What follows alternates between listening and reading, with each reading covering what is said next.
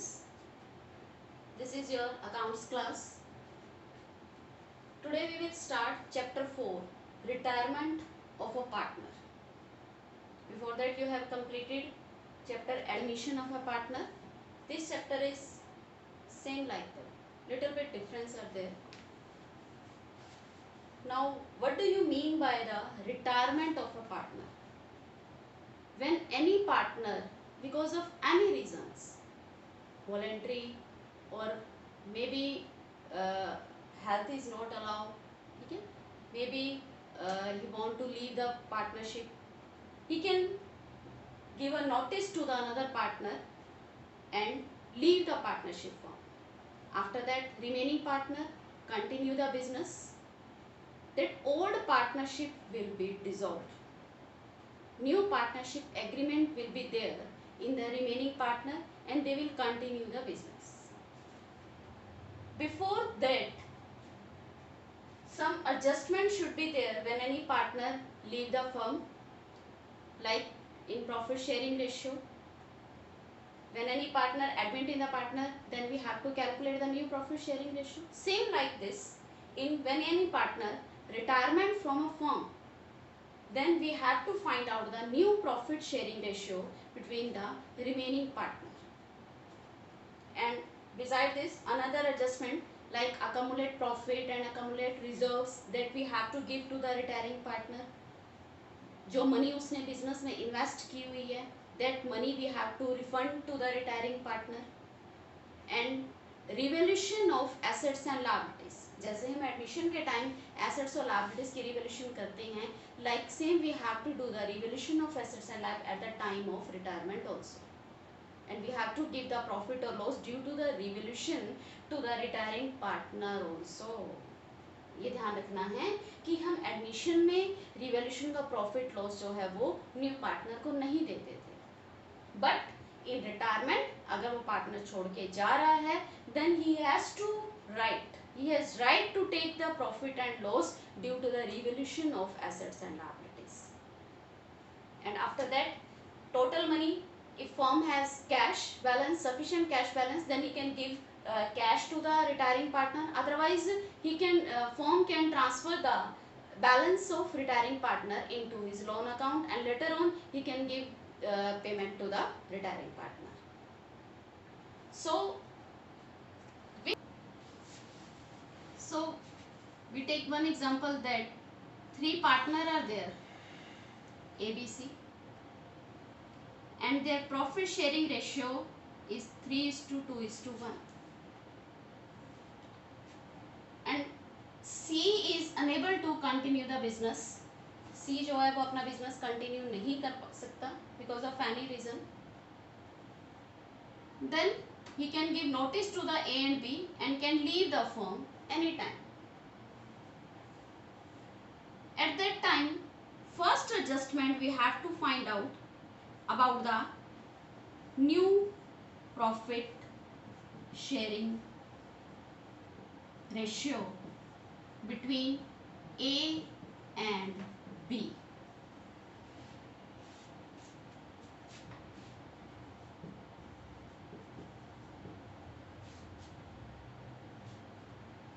ए B C 3 partner है. पहले वो प्रॉफिट जो डिस्ट्रीब्यूट कर रहे थे 3:2:1 की रेशियो में डिस्ट्रीब्यूट कर रहे थे. अब सी अपना शेयर, जो सी का शेयर यहाँ पे कितना है 1/6, 1 divided by total of this. C का शेयर है 1/6. तो new profit sharing ratio calculate करने के बहुत से केसेस हो सकते हैं. फर्स्ट केस में अगर आपको क्वेश्चन में कुछ भी ना दिया हो कि सी अपना शेयर ए को दे के जा रहा है, बी को दे के जा रहा है, या दोनों को आपस में बांट के जा रहा है, nothing is mention in the question about the C's share that who will take this 1/6 share. Then simple we have to find out the new ratio between A and B is 3:2. If nothing is mentioned,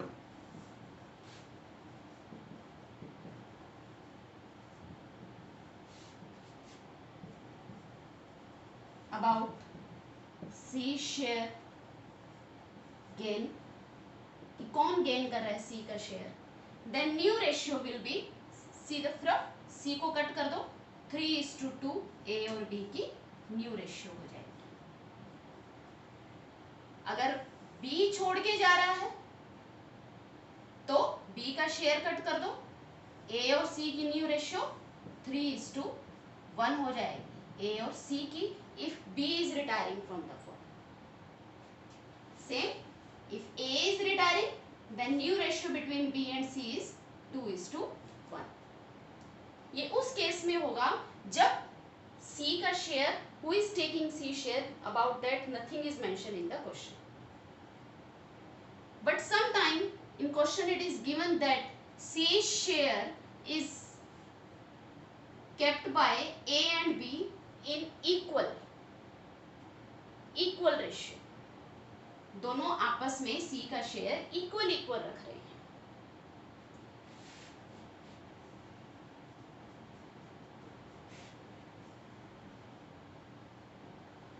Gain of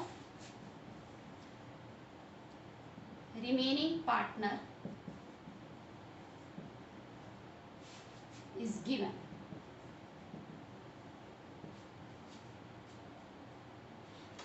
तो first of all हम find out करेंगे कि A कितना gain कर रहा है और B कितना गेन कर रहा है।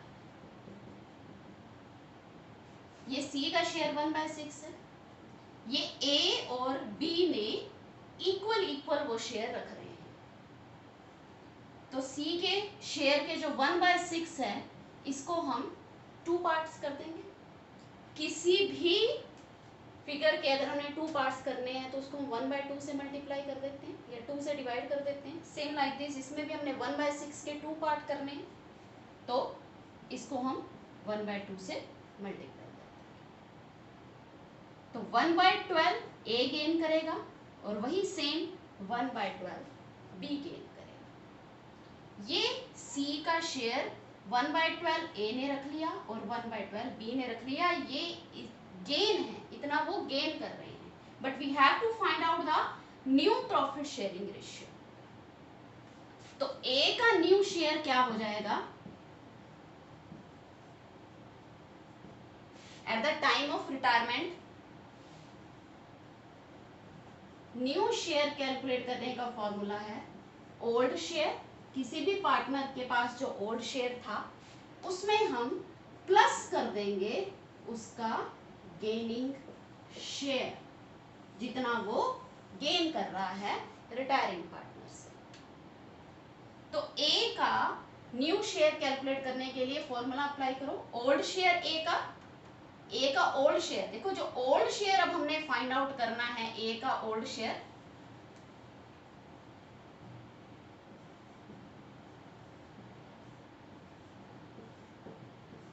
थ्री बाय सिक्स, B का ओल्ड शेयर 2/6। इसमें जब C था तब उस शेयर को हम ओल्ड शेयर कहते हैं। तो जब C था तो A का शेयर था प्रॉफिट में 3/6 और B का शेयर था 2/6। तो A के ओल्ड शेयर में 3/6 में अगर हम उसका गेनिंग शेयर, कितना गेन कर रहा है A 1/12, तो 1/12 प्लस कर देंगे तो वो A का न्यू शेयर आ जाएगा। ऐसे ही B का न्यू शेयर फाइंड आउट करेंगे हम। B का ओल्ड शेयर 2/6, वो भी कितना गेन कर रहा है 1/12। इसको आप एलसीएम लेके ऐड कर दो, 12 एलसीएम 6 + 1 7/12, सेम 12 एलसीएम 4 + 1 5/12। तो A का न्यू शेयर है, A का न्यू शेयर है 7/12 और B का न्यू शेयर है 5/12। So new ratio between A and B is 7/12 और 5/12। ठीक है, तो रेशियो क्या आ गई 7:5 भी लिख सकते हैं इसको हम। ठीक है, इसका मतलब क्या है कि ए का शेयर 7/12 और बी का शेयर जो न्यू शेयर है 5/12। ओके, इसी में केस थर्ड है, वही सेम एग्जांपल ले रही हूं मैं। ABC 3 partner, profit sharing ratio 3:2:1 and C is retiring 1/6, and after that one information is given that 3/4 of C's share is kept by A and remaining by B। आपको ratio की बजाय क्या दिया हुआ है कि C के शेयर का 3/4 शेयर A रखता है और बाकी जो बच गया वो B रखता है। तो कोई भी सिचुएशन हो, you have to find out first of all A's gain and B's gain, कि A कितना रख रहा है और B कितना रख रहा है। After that apply that formula, that old share plus gain share। तो first of all we will find out the A's gain। A कितना गेन कर रहा है, 3/4 ऑफ C शेयर, C के शेयर का 3/4, तो C का शेयर कितना है 1/6 और इसका 3/4।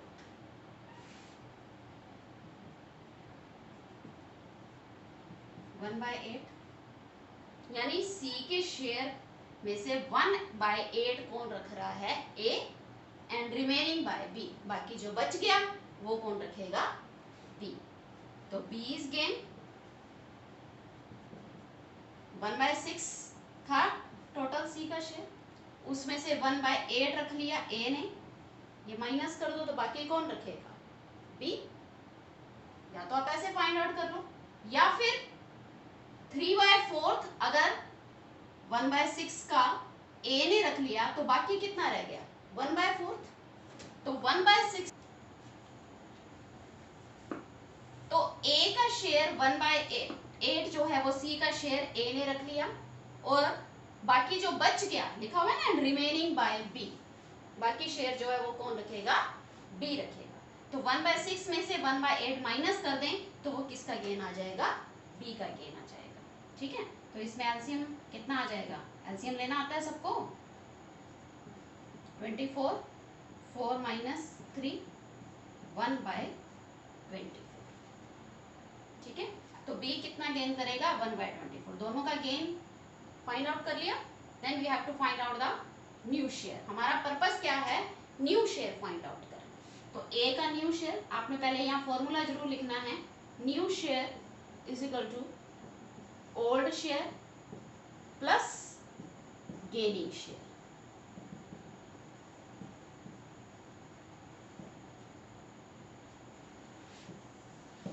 तो न्यू शेयर फाइंड आउट करो, A is new share, old share A का दिस वन 3/6 प्लस A का गेनिंग शेयर 1/8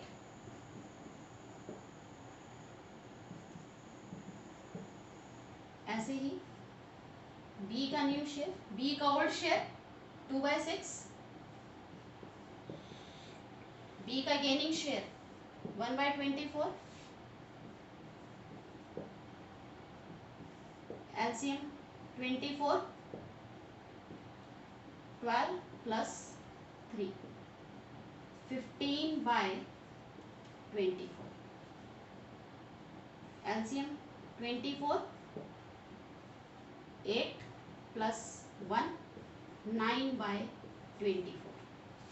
तो A का न्यू शेयर 15/24, B का new share 9/24, the new ratio is 15:9 between A and B. Okay. Next case in Same example I am taking. ABC are partner. The ratio is 3:2:1. C is retiring. And information is given that C's share is kept by A and B in the ratio of 3:2. C का share A और B gain कर रहे हैं या रख रहे हैं किस रेशियो में? 3:2 की रेशियो में। यानी 1/6 को हमने किस रेशियो में डिवाइड करना है? A और B में 3:2 की रेशियो में। तो A को कितना देंगे हम? 1/6 का 3/5, ये A का ये B का। तो 1/6 को हमने डिवाइड करना है इस रेशियो में, तो 1/6 मल्टीप्लाई बाय 3/5। सिंपल सी बात है कि आप कई बार इसमें प्लस माइनस जो स्टूडेंट मिस्टेक करते हैं यहाँ पे प्लस या माइनस लगा देते हैं। अगर हमने किसी भी मान लो फॉर एग्जांपल हमने 500 को 3:2 की रेशियो में डिस्ट्रीब्यूट करना है, तो आप 500 को 3/5 और 500 को 2/5 करते हैं। ऐसे ही same thing is there that we have to distribute 1/6 in A and B in the ratio of 3:2। तो यहाँ 500 की बजाय 1/6 आ जाएगा। देन A कितना गेन करेगा? 1/6 मल्टीप्लाई बाय 3/5, 3/10 A का गेन आ गया। A का गेन आ गया। B कितना गेन करेगा? 1/6 का 2/5, तो B का गेन कितना आ गया? 1/15। तो गेन आ गया। After that same formula, new share is equal to old share plus gaining share. तो A is new share, A का ओल्ड शेयर 3/6, A का गेनिंग शेयर 1/10। एक चीज आपने ध्यान रखनी है कि यहाँ आपने गेनिंग शेयर जो हमने फाइंड आउट किया है ये 1/10 और 1/15, गेनिंग शेयर आपने ऐड करना है। Okay, 1/10 same like this. B is new share, B का old share 2/6, how much B is gain? 1/15। LCM 30। आप एलसीएम अगर मान लो कोई ऐसा बच्चा हो जिसको एलसीएम ना फाइंड आउट करना आता हो तो आप सिंपल इसकी मल्टीप्लाई भी ले सकते हो, क्योंकि एंड में तो हमने इसको रिमूव ही कर देना है। ठीक है, तो आप सिंपल इसकी मल्टीप्लाई ले लो। अगर नहीं किसी को एलसीएम फाइंड आउट करना आता, ठीक है, तो आप इन दोनों की मल्टीप्लाई भी ले सकते हो। 60। अगर आप यहाँ पे मल्टीप्लाई ले रहे हो तो सिंपल यहाँ पे क्रॉस मल्टीप्लाई कर दो आप। 10 3s are 30, 6 1s are 6, तो 36/60। ओके, अब इसमें भी एलसीएम 60 तो आ रहा है, इन दोनों का एलसीएम 60 भी ले सकते हैं हम, 30 भी आ सकता है, ठीक है, 90 भी आ सकता है। तो आप कोशिश करो कि एलसीएम दोनों का सेम ले लो, अदरवाइज आपकी जो कैलकुलेशन है बाद में थोड़ी सी कंफ्यूजन हो जाएगी। ठीक है, तो आप एलसीएम दोनों का सेम लें। इसका भी हम 60 एलसीएम ले लेते हैं।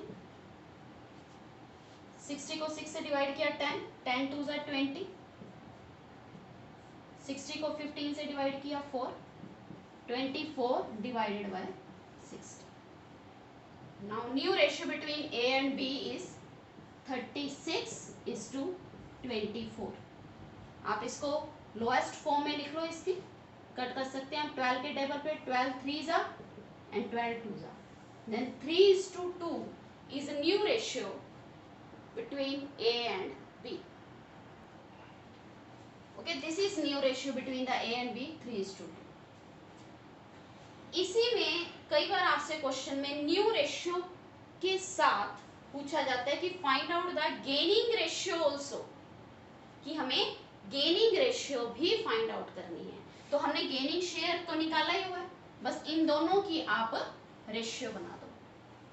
अगर आपसे क्वेश्चन में गेनिंग रेशियो भी पूछी हुई है न्यू रेशियो के बाद, तो आप जो गेनिंग हमने निकाला है, ए और बी का गेन निकाला है, इसको आप रेशियो में कन्वर्ट कर दो। आपने दोबारा नहीं करना है कि आप ओल्ड शेयर में से न्यू शेयर माइनस करके दोबारा गेनिंग शेयर निकालने की जरूरत नहीं है, ओल्ड माइनस न्यू शेयर करके। इससे क्वेश्चन जो है बिना किसी जरूरत के क्वेश्चन जो है वो लेंथी हो जाता है। हमने गेन इनका कैलकुलेट किया ही हुआ है already. Then if we have to find out the gaining ratio between A and B, तो सिंपल आप जो ए का गेन है और बी का गेन है 1/10 एंड 1/15, इसकी आप रेशियो बना दो। रेशियो कैसे बनाते हैं? एलसीएम लेकर। इन दोनों का एलसीएम कितना आएगा? 30, 3:2। तो ये 3:2 क्या है? इनकी यही गेनिंग रेशियो। इनकी गेनिंग रेशियो भी 3:2 है और न्यू रेशियो भी 3:2 है। वैसे क्वेश्चन में अगर आप थोड़ा सा ध्यान से इस लाइन को पढ़ो कि C's share is kept bye A and B in the ratio of 3:2, तो what is the meaning of this line? Gaining ratio का मीनिंग क्या होता है? Gaining ratio is that ratio in which retiring partner share is kept by remaining partner। Retiring partner का share जिस ratio में remaining partner आपस में distribute करते हैं, that ratio is known as gaining ratio. जिस रेशियो में वो गेन कर रहे हैं, दैट इज गेनिंग रेशियो। तो अगर आप इस लाइन को थोड़ा सा ध्यान से पढ़ते हैं कि सी का शेयर ए और बी इस रेशियो में रख रहे हैं, इट मीन्स इस रेशियो में गेन कर रहे हैं, तो पहली बात तो हमें फाइंड आउट करने की जरूरत नहीं है। 1 मार्क में भी आपके 20 क्वेश्चंस आने हैं 1 मार्क के, तो सिंपल अगर आप ऐसे उसमें कैलकुलेशन करोगे तो 1 मार्क में आपसे डायरेक्ट पूछ सकते हैं ये लाइन देकर कि what is the gaining ratio. तो simply you have to tick this that 3:2 is the gaining ratio. Okay, now you have to complete after video in your book all the questions of new ratio and gaining ratio. Okay, you have to complete all the question of new ratio and gaining ratio in your fair note.